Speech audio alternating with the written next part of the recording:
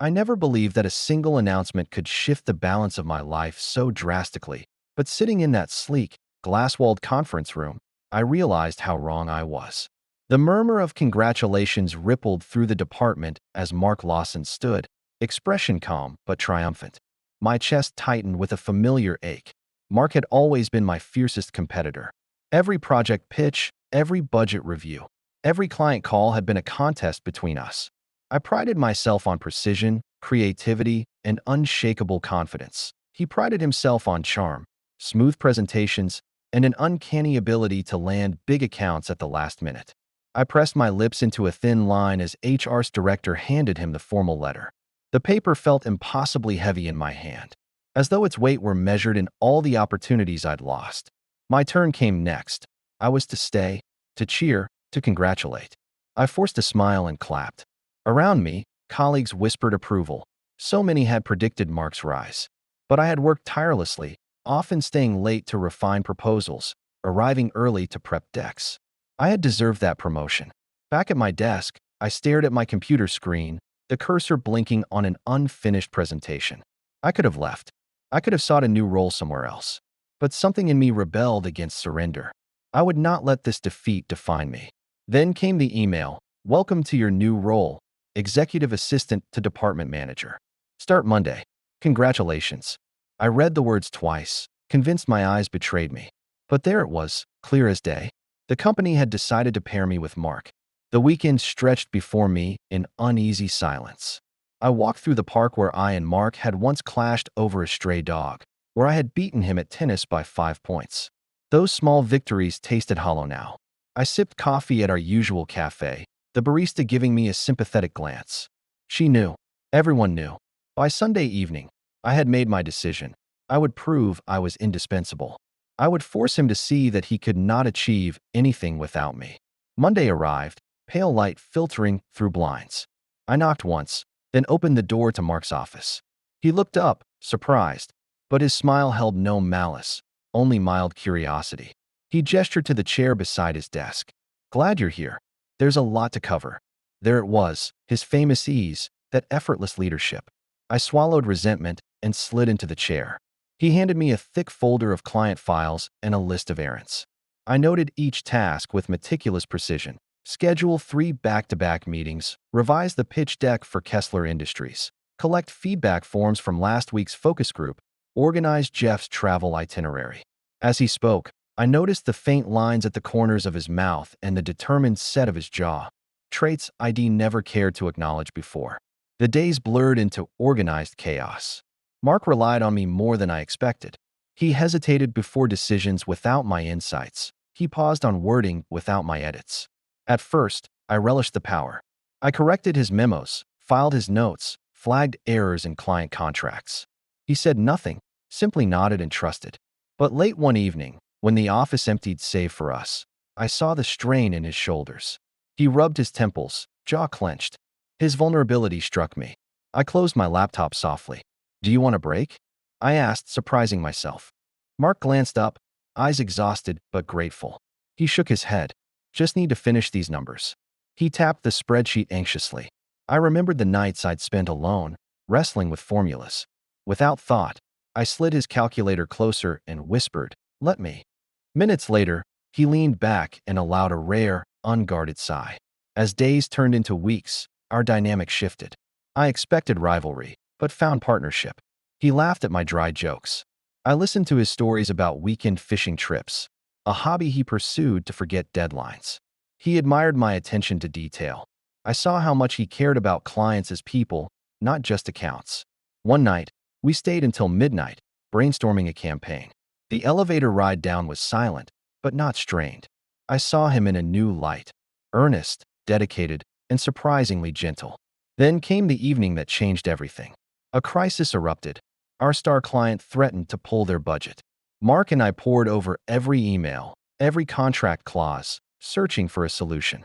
Hours passed unnoticed until I stumbled on a clause that could allow a provisional discount. I called out the discovery, heart hammering. Mark's eyes lit up. Together, we drafted a quick amendment and presented it to the client via an emergency video call. I watched Mark's confidence swell as he negotiated, weaving my insights into persuasive arguments. By dawn, the deal was saved. The relief in his eyes was intense, and something in me shifted irreversibly. I realized I did not hate him. I admired him. And perhaps, deeper still, I felt the fluttering warmth of something more. We didn't speak of it directly. Our professional synergy blossomed effortlessly. Every morning, I anticipated the tasks he would assign. Every evening, he asked if I needed help. We worked in tandem, a seamless unit. It was intoxicating. One rainy afternoon, I arrived to find him soaked, umbrella collapsed at his feet. Without hesitation, I handed him mine. Our fingers brushed, sending an unexpected thrill through me. He smiled, that genuine, shy curve of his lips, and murmured, "Thanks." That evening, he invited me to join him for coffee instead of heading home. "I could use a second opinion on this pitch," he said, but his gaze lingered. In the warmth of the late-night cafe, I discovered the depth of his kindness.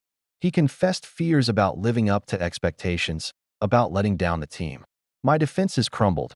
I reached across the table and placed my hand on his. He startled, then captured my fingertips in his own, thumb brushing lightly. From that moment, our alliance became something more charged. We found excuses to work late, mock edits at dusk, review sessions under dimmed office lights. One evening, after a successful presentation, we shared a bottle of wine in his office. We toasted to partnership, to success, to unexpected friendships. When laughter subsided, vulnerability remained. He spoke of his childhood, of sacrifices made to arrive here. I shared my own journey, the late nights spent chasing perfection.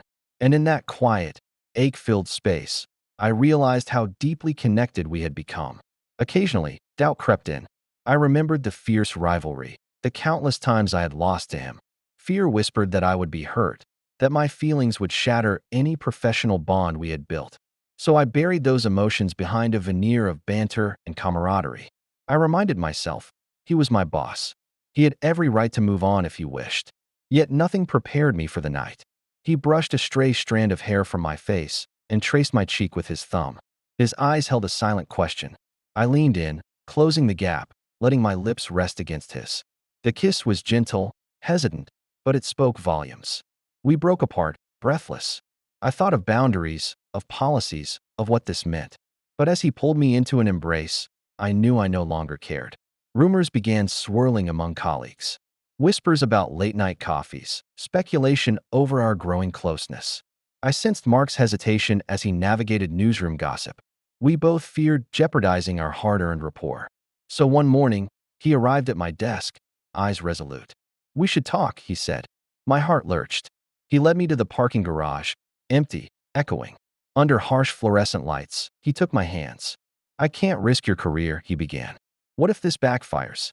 His voice was taut with concern. I saw the conflict in him. Manager versus man, professional duty versus genuine affection. I squeezed his hands. "Look at us," I whispered. "We've built something incredible together. I trust you." His gaze softened, tears glistening. "I feel the same. But policies, promotions, perceptions." His voice trembled. I stood on tiptoe and kissed him, silencing doubt. We decided to be discreet, to maintain professionalism by day and explore our bond by night. It wasn't easy. Secrecy created its own tension. Stolen glances across crowded meeting rooms, coded messages in Slack. Yet every risk deepened our connection. When he caught me off guard with a coffee on my desk, heart-shaped foam art on top, I realized he cherished me. Then the twist came. I arrived early one morning to find an envelope on my keyboard. Inside was a letter of transfer, a new opportunity in London, offered by another firm. An unexpected headhunter had contacted me days earlier after hearing of my role in saving the Kessler account. I had dismissed it until now. My breath caught. Mark appeared in the doorway. His face brightened until he saw the letter in my hand. "It's incredible," I stammered.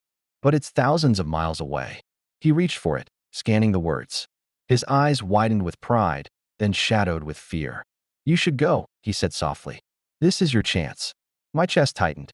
I thought of nights we'd share, of laughter echoing in his office, of soft kisses in dim corners.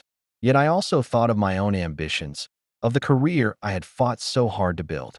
"I don't want to lose you," I admitted, "but I need to follow my path." He nodded, brave smile faltering. Days passed in a blur. We wrapped up projects, hosted farewell lunches pitched as professional courtesy. I felt tears sting as I packed my desk. Mark handed me a small box. Inside, a silver charm in the shape of our office building. "So you remember where you started?" he whispered. On my final night, we met at the cafe where our partnership had turned personal. Rain spattered against the windows. We sat close, shoulders touching. "Promise me something," he said, reaching across the table. "Promise you'll come back." I looked into his earnest eyes. "I promise," I replied, voice trembling. We held each other as the cafe lights dimmed. In that moment, I understood that sometimes rivalry blossomed into something beautiful, an alliance forged in the crucible of competition and refined by compassion.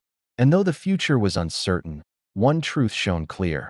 Whatever distance lay between us, our bond would endure. As I boarded the plane the next morning, I fingered the silver charm at my throat and closed my eyes. The engines roared, and my heart soared with hope. I would carve my path across the ocean, and one day, when my story spanned continents, I would return. Because he was no longer my rival. He was my partner, and soon, I hoped, my home.